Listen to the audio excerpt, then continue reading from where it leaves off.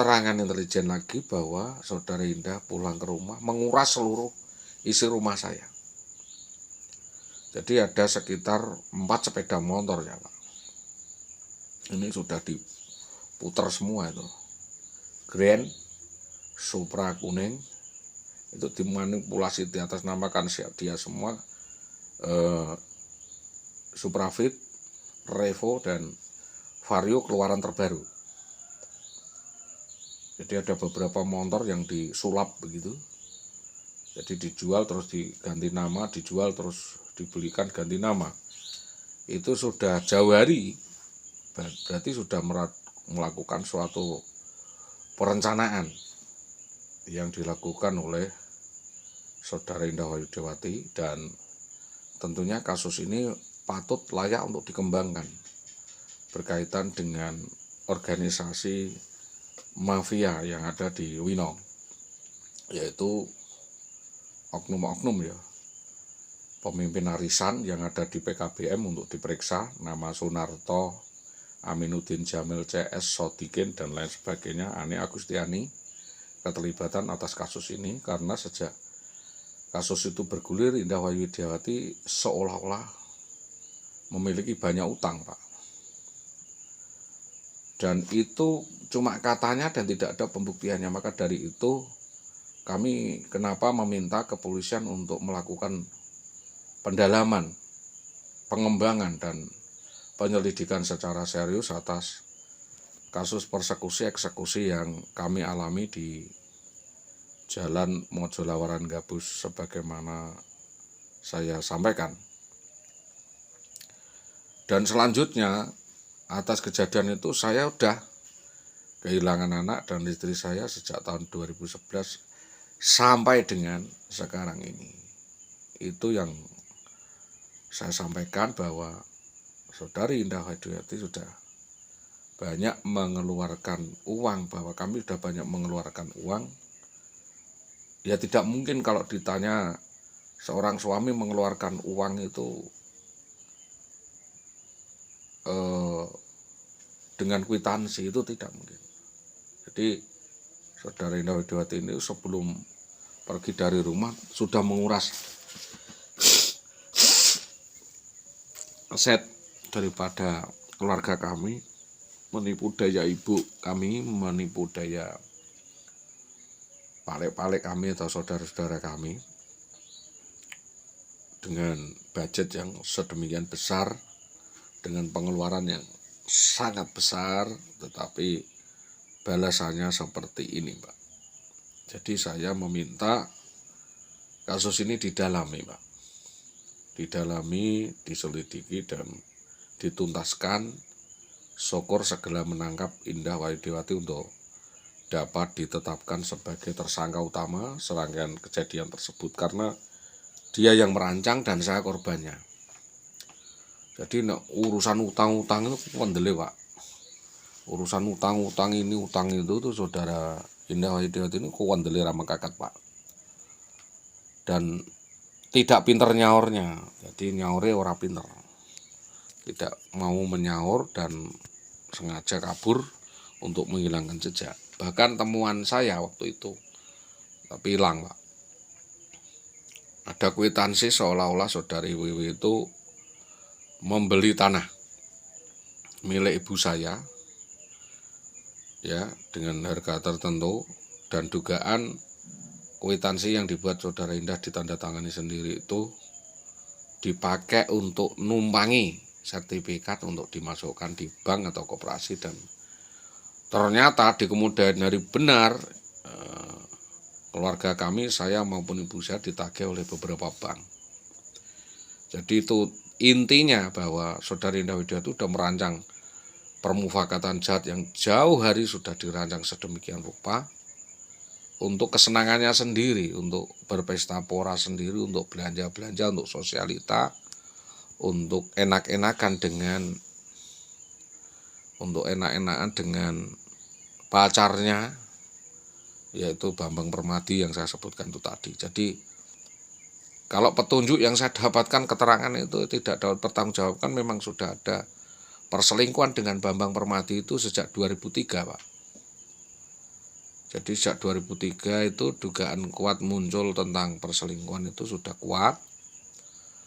Lalu tambah mantap lagi 2005 pada saat kita membeli Suprafit itu yang ngurus semua surat-surat itu katanya Bambang Permati juga itu di Samsat. Ini keterangan Bapak Muri, kepala desa Ngerco waktu itu. Jadi banyak keterangan tentang kelakuan perbuatan brutal dan arogan yang dilakukan Indah Widiawati, termasuk dugaan Pak perselingkuhannya dengan banyak laki-laki yang itu disaksikan masyarakat.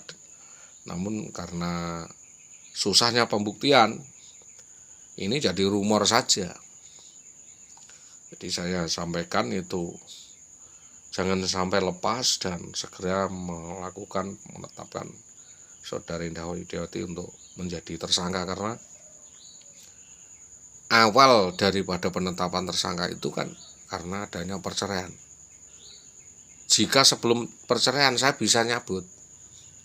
Kalau perceraian itu tidak terjadi, saya bisa cabut pengaduan saya. Tapi karena ini perceraian terjadi, ini otomatis menjadi pendulum dan start poin adanya rencana tindak pidana atau permufakatan jahat, pencurian, penggelapan, dan manipulasi, ingkar janji, dan pemalaan dan lain sebagainya yang dilakukan oleh Indah Widiawati dibantu oleh sindikat mafia. Jadi tolong kasus ini dikembangkan, ya, dibangun rekonstruksi bangunan hukum yang tepat dengan scientific crime investigation, termasuk petunjuk-petunjuk. Saya pumpung ingat Pak bahwa Saudara Indah Widiawati itu pernah meracun sekeluarga kami Pak dengan jamur barat, pernah itu pepes jamur barat, sekeluarga mutah cecek semua Pak.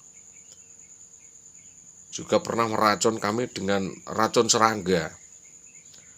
Ya, racun serangga ditaruh di masakan kepiting Pak.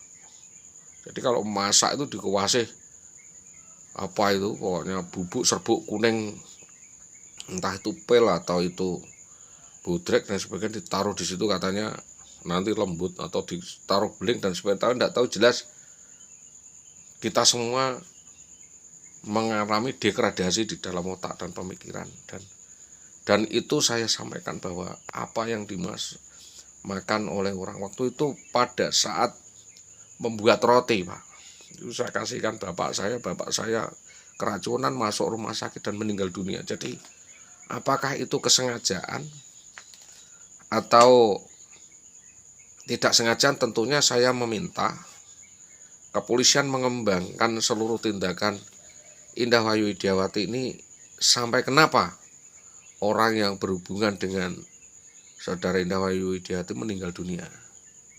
Dari mulai Saudara Nyamin, ya dulu juga dugaan ada perselingkuhan dengan Saudara Indah, dengan Saudara Harkamto ini juga meninggal dunia, Saudara Edi Kudur, Saudara Hartono, dan dengan Saudara Jatmiko juga pernah itu rame, tapi kita maafkan, barang dia minta maaf dan sebagainya, ampun tidak akan mengulangi lagi. Ternyata belakangan hari selingkuh dengan oknum polisi Pak, dan kabur lagi. Nah ini parah ini. Jadi kabur dan membuat alibi, membuat dramatisasi seolah-olah selama rumah tangga tidak bahagia dan lain sebagainya. Yang bahagia tidak dibuat sendiri ya. Bahagia dan tidak kan perasaan dia sendiri. Kalau dia bahagia dengan pasangan gelapnya, dengan perselingkuhan seperti itu kelainan. Bagi saya itu adalah suatu kelainan jiwa yang harus mendapatkan bimbingan, pengobatan dan lain sebagainya. Itu termasuk ya penyakit demensia atau retardasi atau penyakit ya stres, itu semacam double personality dan lain sebagainya. Kalau itu memang gejala-gejala sakit jiwa dan sakit ingatan, ya cobalah didalami Pak, karena memang dulunya sumber daya yang dari sana memang dulu ya jongkok, sumber daya yang sangat jongkok, yang sangat rendah, kita bawa ke sini untuk kita tingkatkan dengan martabat yang baik. Tapi ternyata belakangan hari hal yang tidak masuk akal itu dilakukan lagi oleh saudara Indah Wayu Widiawati. Itu yang dapat kami sampaikan sementara. Dengan berjalannya waktu dan upaya penegakan hukum secara optimal sebagai kontrol sosial yang lemah dan kendali perilaku yang menyimpang dari etika kemasyarakatan. Jadi apa yang kami sampaikan kepada saudara ini adalah pola tidak berjalannya upaya penegakan hukum, kontrol sosial, serta lemahnya kemampuan kepolisian di dalam menangkap sinyal dari permasalahan-permasalahan yang dilaporkan oleh masyarakat. Dalam hal ini saya. Itu dulu yang dapat kami sampaikan atas kerjasamanya yang baik dari semua pihak, terutama dari Bapak Kapolsek Binong. Terima kasih atas apresiasinya meneliti dengan seksama Bapak Kapolsek Gabus, Bapak Parsa maupun Pak Teddy. Pada Bapak Kapolsek Tambak Romo juga saya sampaikan terima kasih. Kepada Bapak Kapolsek Sukolilo juga saya sampaikan terima kasih. Selama ini membantu kami memberi keterangan apa adanya tentang sikap rekam jejak, dan Bapak Kapolsek Kayen waktu itu Bapak Sutoto juga kami sampaikan tentang kejadian ini, dan mungkin untuk menetralisir dan meminimalisir keadaan tentunya kami lebih soft terapi, lebih melakukan langkah-langkah internal, karena tentunya demi kemanusiaan yang adil dan beradab tidak semuanya perkara harus masuk di meja hukum, dan tentunya itu sangat tidak etis jika hal itu kita lakukan. Dan tentunya kepada semua stakeholder, tentunya dari Dinas Pendidikan kami minta untuk tidak turut campur kalau memang tidak tahu permasalahannya.